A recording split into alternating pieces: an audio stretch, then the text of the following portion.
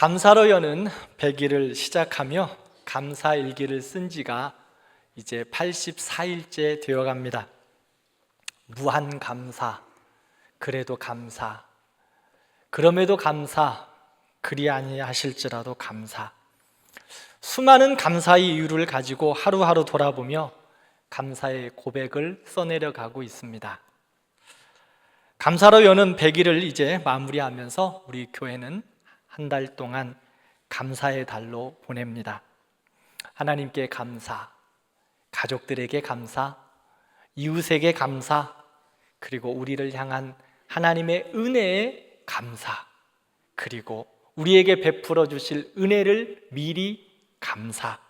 이렇게 감사의 시간으로 충만하게 채우는 시간들이 되시기를 기도합니다.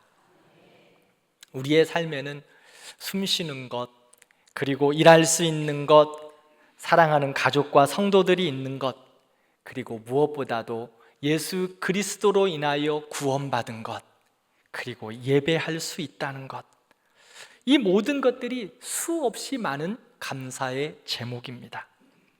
그런데 참 이상하게도 감사할 이유가 이렇게 많이 있음에도 불구하고 감사를 잊어버리고 사는 경우가 참 많습니다. 감사의 달을 다시 한번 보내면서 잊었던 감사를 다시 한번 회복하고 표현하지 못했던 우리의 감사를 표현하고 또 고백하지 못한 감사의 이야기를 서로에게 고백하는 그러한 시간들이 되면서 우리의 신앙이 새롭게 세워지는 복된 날들이 되기를 기도합니다. 시편 107편은 이스라엘 백성들이 바벨론 포로에서 돌아온 후 하나님의 구원과 회복을 경험하며 하나님 앞에 올려드리는 찬송입니다. 이스라엘 백성들은 나라가 회복된 것이 자기들의 힘이 아니었음을 알고 있습니다. 예루살렘에서 평안을 누리며 살아가는 것이 자신들의 능력과 실력 때문이 아니라 모든 것이 하나님의 은혜였음을 깨달았습니다. 그래서 그들은 여호와께 감사하라, 그는 선하시며 그 인자하심이 영원합니다 라고 고백합니다. 이 고백이 그들의 삶과 나라의 새로운 출발점이 되었습니다. 우리에게도 이 고백이 우리의 신앙 고백이 되기를 기도합니다. 그렇다면 어떻게 감사가 시작되고 또한 감사가 어떻게 완성되며 감사로 인하여 우리에게 어떤 변화가 있을까요? 첫 번째로, 감사는 기억하는 것에서부터 시작합니다. 1절을 보면 여호와께 감사하라, 그는 선하시며 그 인자하심이 영원합니다 고백합니다. 우리를 향한 하나님의 일하심과 우리를 향한 하나님의 행하심은 언제나 선하고 완전했습니다. 때로는 우리가 이해하지 못하고 깨닫지 못하는 일들도 많았지만, 그러나 그 모든 과정 속에서 하나님의 선하신 목적과 우리를 향한 하나님의 사랑의 손길이 가득했습니다. 그러므로 감사의 시작은 하나님의 선하심과 인자하심을 고백하고 찬양하는 것에서부터 출발합니다. 하나님은 이스라엘 백성들을 어떻게 하셨습니까? 2절에서 3절을 보면 하나님께서 대적의 손에서 그들을 보호하시고 구원하셨다 말씀합니다. 10절을 보면 흑암과 사망의 그늘에서 자유를 주셨습니다. 19절을 보면 고통 가운데 부르짖음을 들으시고 그들을 건지셨다 말합니다. 29절에는 광풍을 고요하게 하시고 고통을 평안하게 하셨습니다. 이스라엘의 과거를 돌아보면 그들을 향한 하나님의 선하신 인도하심과 역사하심, 그들의 삶 가운데 곳곳마다 하나님의 은혜의 발자국이 있었습니다. 그들의 발자취마다 하나님의 손길이 머물렀고 그들의 흐르는 눈물의 자리마다 하나님의 은혜와 인도하심이 가득했습니다. 이스라엘 백성들이 애굽의 압제에서 고통당할 때 하나님께서 그들을 인도하여 출애굽시키셨습니다. 홍해 앞에서 더 이상 갈 길이 없다고 원망하고 소리치며 절망할 때 하나님은 바다를 가르셔서 메마른 땅으로 걷게 하셨습니다. 광야에서 먹을 것이 없다고 굶주리고 있을 때에 하늘 문을 여시고 하늘의 만나와 메추라기로 먹이셨습니다. 길이 보이지 않을 때 밤에는 불기둥과 낮에는 구름기둥으로 그들의 걸음걸음을 인도하시고 한순간도 그들을 떠나지 않으셨습니다. 하나님은 언제나 그들과 함께 하셨습니다. 그리고 그들을 보호하시고 인도하셨습니다. 그런데 그렇게 하나님의 은혜의 흔적과 자국이 넘쳐남에도 불구하고 그들은 어떻습니까? 조금만 어려움이 닥치면 금방 은혜를 잊어버리고 불평과 원망으로 바뀌었습니다. 하나님이 바다를 가르셔서 메마른 땅을 건너게 하셨다는 것은 하나님께서 온 우주 만물의 주인 되심을 드러낸 하나님의 역사였습니다. 그럼에도 불구하고 홍해를 건너고 나서 3일이 지난 이후에 그들은 마실 물이 없다고 하나님을 향하여 원망합니다. 물을 다스리시고 인도하신 하나님 앞에 물이 없다고 불평하고 있는 거예요.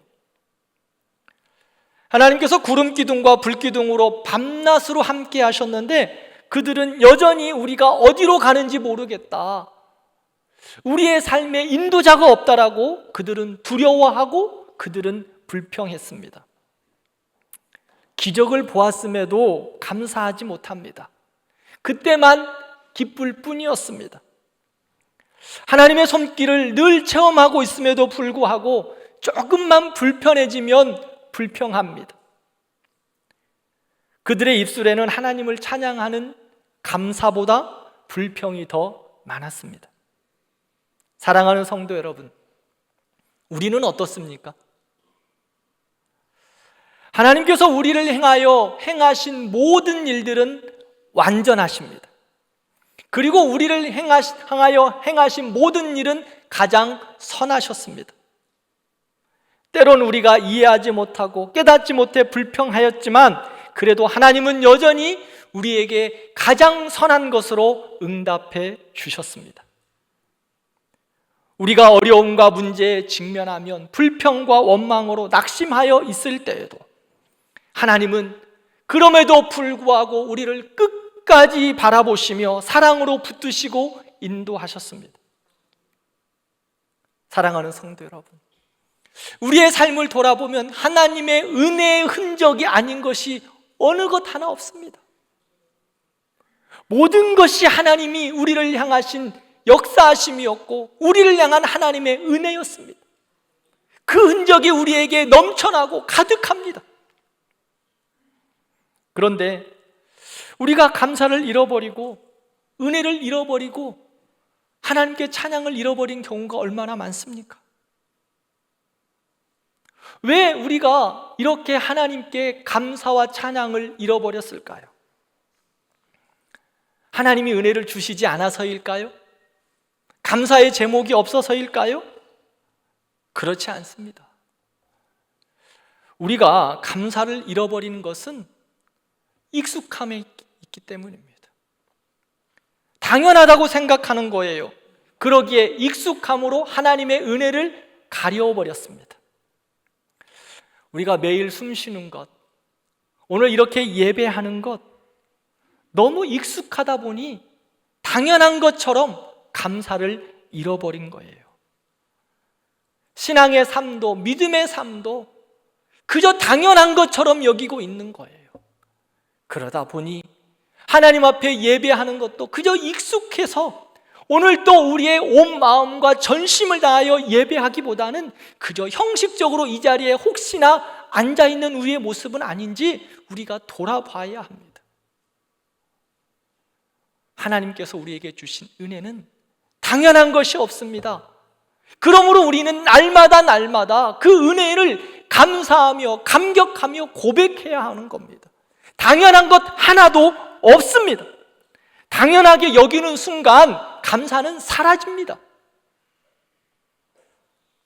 얼마 전 사고로 인해 오랫동안 예배에 참석하지 못한 우리 모 권사님과 통화를 했어요. 이제는 많이 회복하셔서 곧 예배에 오실 것 같아요. 참 감사했어요. 그런데 그 권사님과 통화하면서 그 권사님이 가장 아쉬워하는 것이 있었어요. 그게 무엇일까요? 1년 52주 하나님 앞에 예배하는 것이 당연한 줄 알았는데 예배에 참석하지 못하다 보니까 이렇게 예배드리는 것이 얼마나 귀한지, 얼마나 감사한 것인지 다시 한번 깨닫게 되었다는 거예요. 예배당에 와서, 교회에 와서 함께 성도들을 만나고 같이 교제하고 함께 한 마음으로 찬양하고 예배하는 것, 그리고 말씀 가운데 서로 교제하는 것, 얼마나 귀하고 감사한 일인지 예전에는 몰랐다는 거예요. 그저 당연한 것처럼, 익숙한 것처럼 예배드리는 그 자체가 감사한 줄도 몰랐다는 거예요. 그런데 돌아보니 그것이 얼마나 감사한 일인지, 얼마나 감사의 큰 제목인지 너무 깨달았다는 거예요. 사랑하는 성도 여러분, 우리가 가진 것, 우리가 행하는 것, 우리가 서 있는 이 모습, 당연한 것 하나도 없고 모든 것이 하나님의 은혜일 뿐입니다. 평생을 돌아보면 하나님의 은혜가 아닌 삶이 우리에게 하나도 없었습니다. 오늘 성경은 말합니다. 그 은혜의 흔적들을 기억하라고. 그 은혜의 흔적들을 기억하는 것이 감사로 표현되기를 진심으로 기도합니다. 그래서 하나님이 우리에게 주신 그 은혜들을 하나하나 돌아보는 거예요. 성경은 그것을 말하죠. 은혜를 세어보라고. 사랑하는 성도 여러분, 은혜를 세어보십시오. 그리고 감사하십시오. 은혜를 세어본다는 것이 무엇일까요? 기억한다는 거예요. 기억하는 거. 여호수아 4장을 보면 하나님은 여호수아에게 이스라엘이 요단강을 건넌 후 각 지파의 지파장들에게 지파마다 돌을 하나씩 다 가지고 오라고 그랬어요. 그리고 그 돌로 기념비를 세우라라고 말씀합니다. 왜 하나님께서 여호수아에게 그런 명령을 하셨을까요? 이스라엘과 그의 자손들에게 영원히 하나님의 구원의 역사를 기억하도록 하기 위함입니다. 기념하기 위해서 기념비를 세웠는데 그 기념비는 왜 세운 거냐? 기억하라고. 무엇을 기억하라고? 하나님의 은혜를 기억하라고. 그리고 여호수아는 여호수아 23장에 이스라엘 백성들에게 남긴 유언에서도 동일하게 말합니다. 오직 여호와를 기억하라. 여호와를 기억하라고 그에게 명령하고 있어요. 나와 나의 가정은 여호와를 섬길 것이니 너희는 선택하라 라고 말하는 것은 여호와를 기억하여 기념하며 그들을, 예수 그리스도를, 여호와 하나님을 중심에 두고 살아가라. 그분만을 기억하고 그분만을 붙잡고 살아가라고 명령하고 있습니다. 사랑하는 성도 여러분, 우리의 인생과 매일의 삶은 하나님께서 함께 하시고 은혜 베푸신 흔적들로 가득합니다. 한순간도 하나님의 은혜가 아니면 우리는 살 수 없는 사람들입니다. 오늘 찬양대에 고백했죠?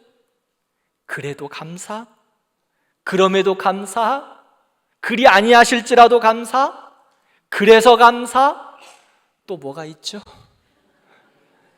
하여튼 감사, 끊임없이 감사, 매일매일 감사, 그럼에도 감사. 모든 것이 하나님의 은혜요, 감사의 제목입니다. 그 은혜가 있었기에 오늘 이 자리에 우리가 함께 예배하는 것 아닐까요? 그러므로 날마다 하나님의 은혜를 기억하는 우리가 되기를 바랍니다. 기억하고 감사하는 거예요. 감사는 멈추는 것이 아닙니다. 우리의 입으로, 마음으로 또한 표현하는 겁니다. 받은 은혜를 기억하고 감사로 표현할 때 하나님께서 그 은혜를 다시금 물붓듯이 공급하시고 다시 한번 일어나게 하시고 새롭게 하여 주실 줄 믿습니다. 그러므로 은혜를 기억할 때 감사는 회복됩니다. 그러므로 우리가 해야 할 일은 주신 바 은혜를 감사로 세어보고 기억하고 표현하는 겁니다. 지금까지 지내온 것 주의 크신 은혜라. 우리 찬양하지 않습니까? 그 찬양하며 그 은혜를 기억하고 고백하는 거예요. 우리 모든 성도들의 삶에 날마다 주신 바 그 은혜를 기억하고 고백하며 감사가 넘쳐나는 삶이 되기를 축원합니다. 그 감사는 마음으로 멈추는 게 아닙니다. 표현하는 겁니다. 기억하고 고백하는 거예요. 또한 더 나아가 우리의 자녀들과 다음 세대들에게 은혜를 기억하고 감사의 고백이 끊이지 않도록 해야 합니다. 감사는 한 세대에서 끝나는 것이 아니라 계속해서 이어져야 하는 신앙의 유산입니다. 우리가 우리 자녀들에게 물려주어야 할 가장 큰 것은 믿음이에요. 그 믿음의 표현과 믿음의 삶이 무엇일까요? 감사로 하나님을 찬양하고 예배하는 삶이에요.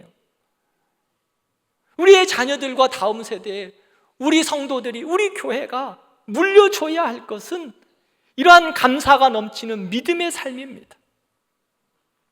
우리 사랑하는 성도 여러분, 우리 자녀들에게 이러한 감사가 충만하도록 우리 성도들에게 입술에서, 삶 속에서 감사가 계속해서 흘러가기를 축원합니다.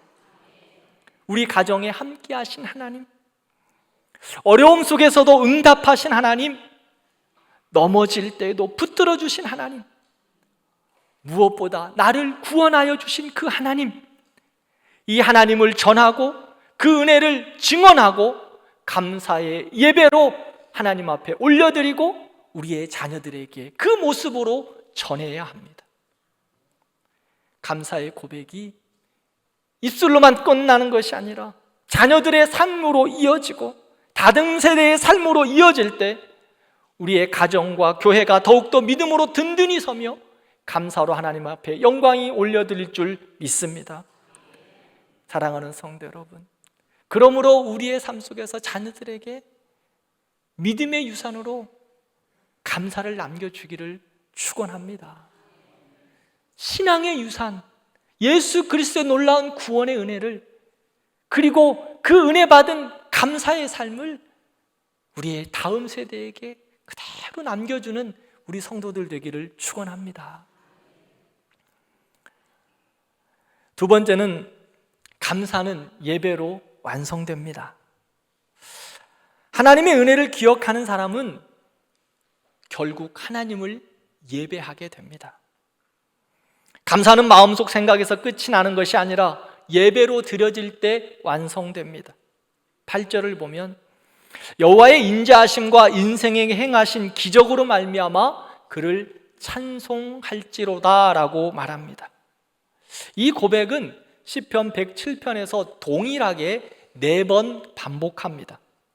그런데 반복하기 앞서서 어떤 이야기를 하고 있느냐면 하나님께서 구원하실 때 그 기적으로 말미암아 그를 찬송한다라고 고백합니다. 하나님께서 도우실 때 그 기적으로 말미암아 그를 찬송한다. 하나님께서 나를 치유하실 때 그 기적으로 말미암아 찬송한다 간증하고 있습니다. 여기서 찬송한다는 것은 예배한다는 겁니다. 하나님이 나를 구원하여 주심에 감사해서 예배하고 나와 늘 함께 하시고 나의 걸음걸음 인도하여 주심에 감사하여 하나님을 예배하고 나의 어려움과 아픔과 눈물과 또한 병중에 있었을 때에도 나를 인도하신 그 하나님께 감사하며 예배하는 것, 이것이 우리 믿음의 삶이라고 말합니다. 하나님의 은혜를 기억하는 사람은 입을 다물 수가 없습니다. 하나님을 찬양하고 예배하는 겁니다. 감사하지 않을 수 없습니다. 그러므로 하나님이 우리에게 행하신 일들을 돌아보며 사랑하는 성도 여러분, 감사의 찬양이 우리의 입술에서 끊이지 않기를 기도합니다. 찬양하며 예배하는 겁니다. 시편 100편 4절 말씀을 함께 읽겠습니다. 감사함으로 그의 문에 들어가서 아멘. 은혜를 기억하고 감사하는 사람은 하나님의 궁정에 들어가 찬양하며 예배하는 겁니다. 감사로 제사를 드리며 입술로, 삶으로, 예배로 하나님께 감사를 올려드리는 겁니다. 이것이 감사의 완성입니다. 감사로 여는 100일을 시작하면서 저는 누가복음 17장의 말씀을 전했습니다. 기억해보면 10명의 나병 환자가 모두 깨끗함을 받았는데 예수님 앞에 돌아온 사람은 몇 명이었죠? 1명이었습니다. 그가 돌아와 무엇을 했습니까? 17장 15절 이하를 보면 큰 소리로 하나님께 영광을 돌렸고 예수의 발 앞에 엎드려 감사했다라고 말씀합니다. 그는 돌아와 예수님 앞에 엎드려 감사하며 하나님께 예배합니다. 10명의 사람들 다 병이 나았습니다. 그들도 모두 감사했을 것입니다. 그런데 예수님께 나와 그 감사로 예배한 사람은 1명이었습니다. 하나님께 드리는 감사는 단순한 생각이나 마음속 감정에서 끝날 수 없습니다. 감사가 진짜 감사가 되려면 반드시 예배로 이어지는 겁니다. 우리가 드려지는 이 모든 삶의 예배, 그리고 주일날 공적으로 드려지는 이 예배는 하나님이 우리를 구원하여 주심에 대한 감사의 표현이며 하나님 앞에 마땅히 드려야 될 우리의 삶의 모습입니다. 그러므로 하나님 앞에 은혜를 받은 자, 하나님 앞에 감사 드릴 수 있는 이유가 있는 자, 그것은 당연하게 하나님 앞에 예배하는 거예요. 은혜를 기억한 사람은 하나님 앞에 예배하는 겁니다. 사랑하는 성도 여러분, 예배는 우리의 선택이 아닙니다. 마땅히 드려야 될 하나님 앞에 감사의 제사입니다. 그러므로 예배가 무너지면 감사도 무너집니다. 감사가 사라지면 예배도 형식이 됩니다. 감사는 우리에게 예배의 문을 열고 예배는 우리의 감사를 완성합니다. 그러므로 우리의 성도들이 예배를 나올 때마다 감사가 넘치기를 바랍니다. 또한 예배하면서 더욱더 감사가 깊어지고 감사할 때마다 예배가 더욱더 풍성해지기를 기도합니다. 그러므로 우리는 예배를 하나님 앞에 드릴 때 예배자의 삶으로 준비되어 하나님 앞에 감사로 예배하는 우리가 되기를 축원합니다. 그저 주일날 되었으니까 당연하게 익숙함으로 오는 예배가 아니라 하나님 앞에 예배하는 그 감격과 감사가 매일매일 넘치는 예배가 되기를 바라요. 익숙함은요, 감사를 잊어버립니다. 오늘 당연하게 온 이 예배의 자리에서 하나님 앞에 우리의 전심과 우리의 온 마음과 생각과 뜻을 다하여 예배하는 거예요. 그 감사의 모습으로 하나님 앞에 영광을 돌리는 것입니다. 그저 매주 1년에 52주 당연한 것처럼 그렇게 예배드리는 우리 성도들 한 명도 없기를 바랍니다. 매일매일 돌아보며 하나님, 나를 구원하여 주셔서 감사하다. 나에게 한 주간도 하나님의 은혜 가운데 살게 해주셔서 감사하다.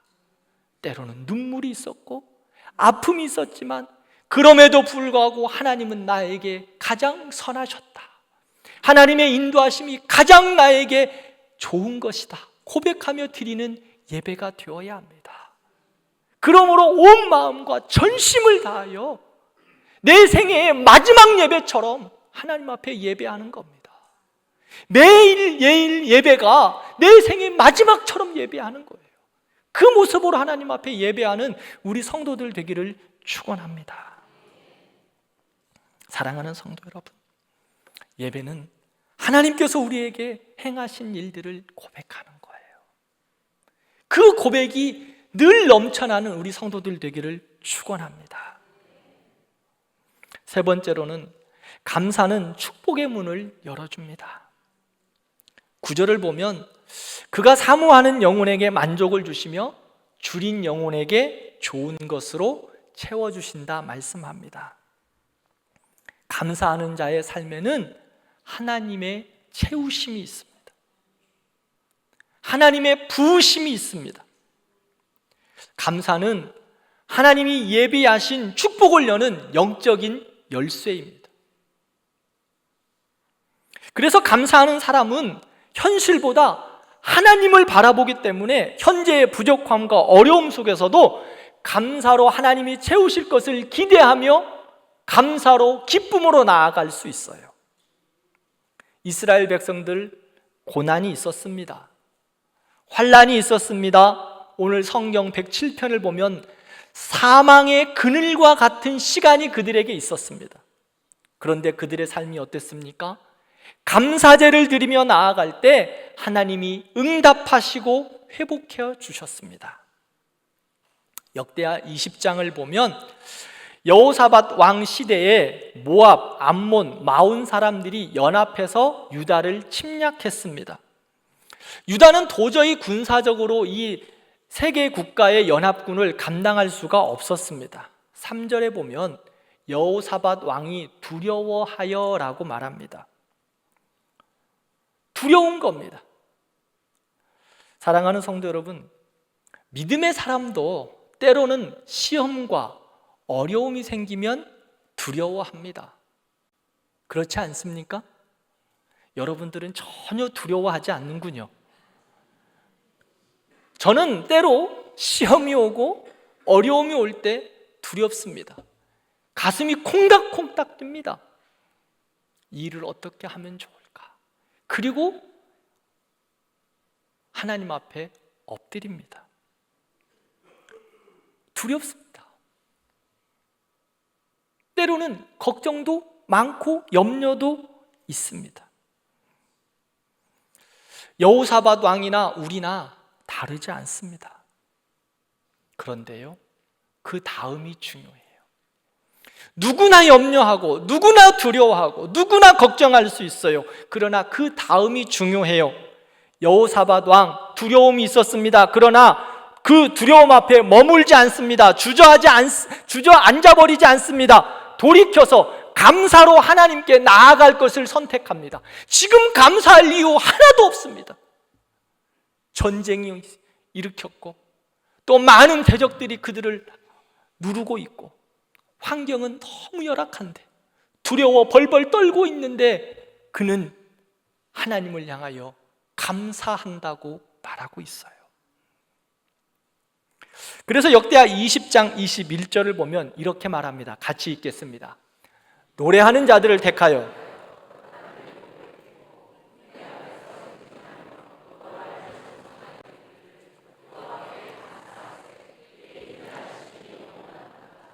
아멘.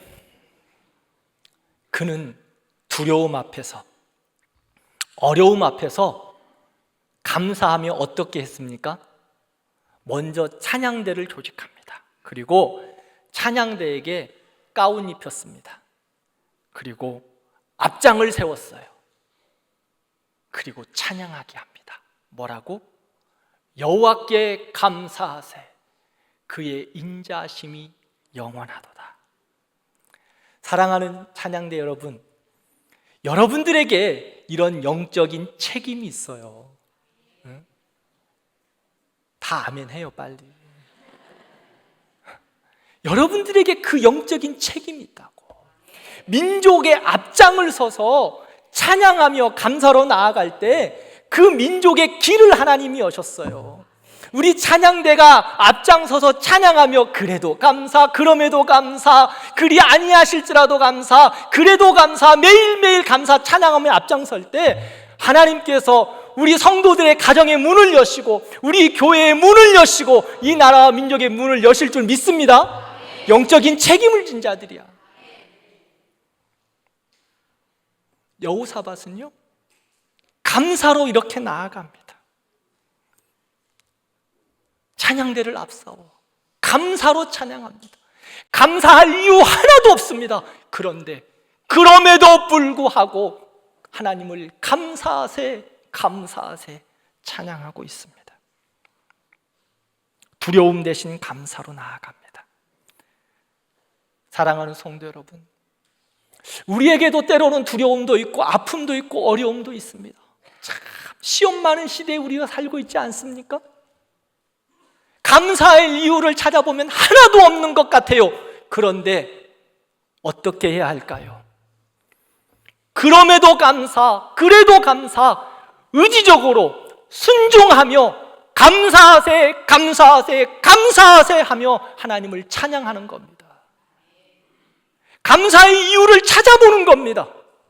사랑하는 성도 여러분, 날 구원하여 주신 그 은혜만 생각해도 감사하지 않습니까? 지옥 백성 되었는데 하나님이 나를 건져서 천국 백성 삼아주신 것, 그것만 생각해도 감사하잖아요. 오늘도 살아 숨 쉴 수 있다는 것 감사해요. 오늘도 함께 성도들과 예배할 수 있다는 것 감사해요. 오늘 시원이 이야기했던 것처럼 나의 가족이 있다는 것, 할머니가 맛있는, 그거는 기억을 잘 하시네요. 계란말이 해준 것도 감사. 찾아보면 얼마나 감사가 많아요. 여호사밧 왕 감사하세. 환경적으로는 감사할 수 있는 이유가 하나도 없지만 의지적으로 순종함으로 감사로 찬양하며 나아가는 거예요. 우리 성도들의 삶과 우리의 삶에 이러한 믿음의 삶이 되기를 바랍니다. 감사를 찾으세요. 의지적으로 순종하며 감사를 고백하세요. 감사를 표현하세요. 하나님이 그 감사의 가운데 길을 여실 줄 믿습니다. 축복의 문을 여실 줄 믿습니다. 감사하세요. 의지적으로 감사하세요. 찾아서 감사하세요. 감사할 게 없다고요? 저한테 오세요. 제가 알려줄게. 찾아보세요. 오늘 점심때 맛있는 국수 먹은 것도 감사하는 거예요. 미리 감사하는 거예요. 오늘 또 국수 맛있겠지. 오늘은 떡이 있을까? 떡이 있으면 또 감사. 없어도 감사. 감사. 의지적으로 순종하면서 감사할 때 하나님이 길을 여실 줄 믿습니다. 이렇게 감사의 찬양대가 앞장서서 감사할 때, 감사가 시작될 때 하나님이 일하셨어요. 감사의 찬양이 울려 퍼질 때 하나님이 싸우셨어요. 그래서 감사와 찬양이 무기가 되어서 유다는 칼 한 번 쓰지 않고 승리합니다. 사랑하는 성도 여러분, 감사할 때 우리에게 은혜의 문이 열릴 줄 믿습니다. 감사에 닫혀있던 문을 열고 감사할 때 하나님이 우리 안에 더욱더 크게 역사하실 줄 믿습니다. 그러므로 우리는 어떻게 해야 할까요? 빌립보서 4장 6절 7절 말씀 잘 알고 계시죠? 함께 암송해 볼까요? 아무것도 염려하지 말고 다만 모든 일에 기도와 간구로 너희 구할 것을 감사함으로 하나님께 아뢰라.